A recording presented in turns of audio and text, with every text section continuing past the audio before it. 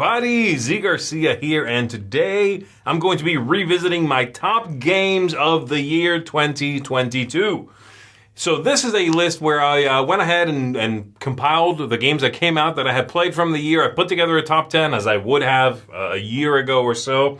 And only after I had done that did I go back and look at the previous list. And I'm going to be discussing here this new top 10 that's moved around either because games have gone up or down or because I've played some things I hadn't played yet. And then we'll also compare that to the previous list from the original, top 10. So here we go. Without further ado, let's jump right into it. My number 10 is Now or Never from Ryan Lockett, the sort of black sheep of that series, Above and Below, Near and Far, Now or Never. And it was also my number 10 when I originally made the list. The main thing that it seems to get sort of pushed down for, forgotten because of, is that it's long.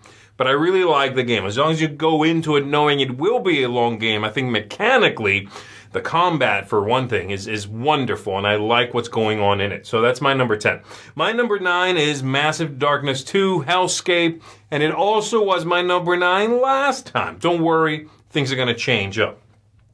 This one is from Simon Games, and it is sort of a dungeon crawl, level up during the game kind of game, whereas the original Massive Darkness was very prolonged. It sort of took a very long time for you to level up, and then you jump into another game, and then level up and jump into another game. This one kind of does all that within one session, and it is not campaign. Thank you. It's just, I can just do a one shot of it.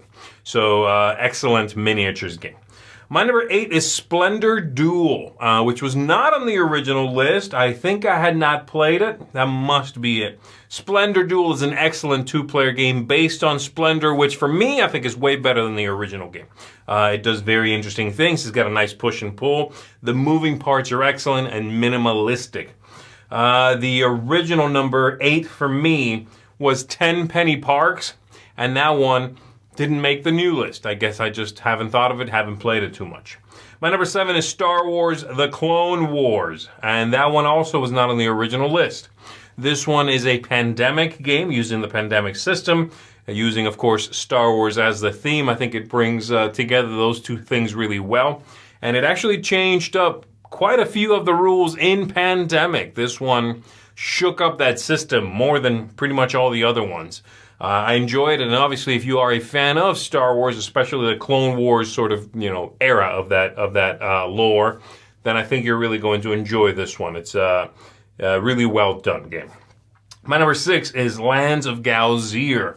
Now, this one was not on my list last time because I hadn't played it yet. And by the way, I realized I jumped ahead. My number 7 from when I did the list originally was Skate Summer. Really neat game, but I've cooled on it a little bit and it actually didn't make my new list, okay? So Skate Summer was my number 7 originally. All right, so number 6, Lands of Galzir. Really like it. Very much a sort of choose-your-own-adventure story game where the gameplay, mechanically, barely there. But it's a fun, light game to enjoy. It's one that it's low stakes, I guess. It's one I can set up and start playing, chuck some dice, read a story, and have a good time with it without feeling pressure, without feeling sort of daunted by having to set a big game up. This one managed to give me a big game feel when it's really a small game, and I like that. My original number 6 was Orichalcum, and it is not on my list. It might have been my number 11, I have to say. It did make my short list, but it did not make my list right now. My number 5, Longshot, the dice game. I really enjoy this one. I used to be a big fan of Longshot, and I think Longshot, the dice game, has supplanted that game, and that was a big game. This new one does everything the original one did in a faster time frame, with more interest, more interaction between the players. It's just tighter. It's a great kind of roll and write style game. It was my number 4 last year, and now I put it at a number 5. So pretty much the same thing. My number 4 would be Trekking Through History. Trekking Through History was my number 3 last time, so both it and Longshot kind of slipped up a little bit. Excellent family weight game about traveling through history. You're supposed to be, discovering or visiting times and people throughout history, events throughout history. But it's got a really nice set collection feel to it. It's very quick, gorgeously illustrated, tremendously beautiful, and a quick game. 30 minutes or so, 45 maybe. Really, really like this one from Underdog Games. They knocked it out of the park. I recommend it if you like history for one thing, not that the game is thematic, but you'll see a lot of, events from, obviously, of historical importance. Or if you just want, like, a Ticket to Ride style game that gives you lots of gorgeous illustrations. This is a good one for that. My number 3 is Heat, Pedal to the Metal. And Heat, Pedal to the Metal was my number 5 last time. So it's gone up for me. I think it's gone up for a lot of people, actually. Heat is a very popular game. It's a wonderful racing game. You can... It scales really interestingly. You can play with just 2 players, 3 players, but there will be sort of AI racing cars that are very easy to manage. It also scales up nicely. It's got an interesting sort of hand management, push your luck feel to it a little bit. Illustrations are amazing. It's a really good racing game. It managed to both be fast and move quickly. You need that in a racing game, and not be random and sort of just pick up some dice and chuck them because we need to keep going because it's a race game. No, like there's strategy to the card play in this one.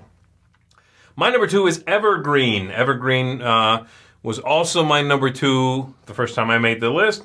Excellent game in which it's sort of an evolution of photosynthesis, in which you are drafting cards, building up your own little sphere, your own, earth, I guess.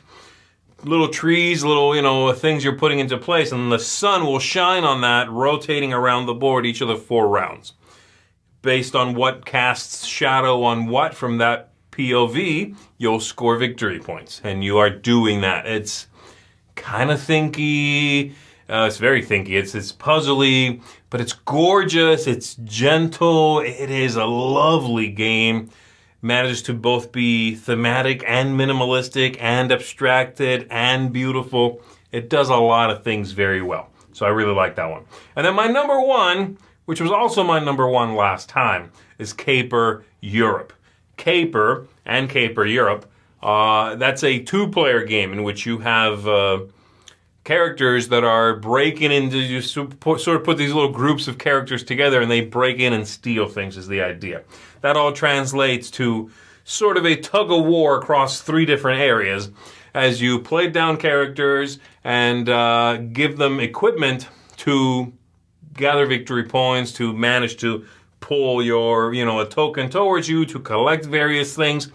It's kind of feels like 7 Wonders for 2 people. Does not feel like 7 Wonders Duel. It feels like 7 Wonders for 2 people. You're drafting the hand back and forth, and you are setting all these plans in motion. It's beautiful. It's quick playing. It's got a really nice amount of replayability right in the box because you pick the city you are targeting, and it comes with 4 in the box. I really enjoyed this one. It's such a fun, dynamic, engaging card game with lots of moments where you fan out your hand and you go, ooh, oh, I want this one, but I don't want you to have that. Oh, maybe I should take this. No, what do I do? Okay, I'll take that one. And then you give them your hand and you take the other one and you do it again. You do it again. Really, really like that one. So there you go. That is my top games of 2022 revisited. Let me know what you think in the comments below, of course.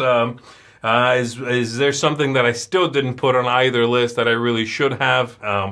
Is there something I'm still missing on one of these too? But it was very interesting to see the shakeups here, and I am happy with both of these lists. They're both fantastic, but also very happy to have Splendor Duel and Lands of Galzier be brand new discoveries to me here on the list. So there you go. Thank you very much for watching. My name is Zee Garcia. I'll see you on the next one.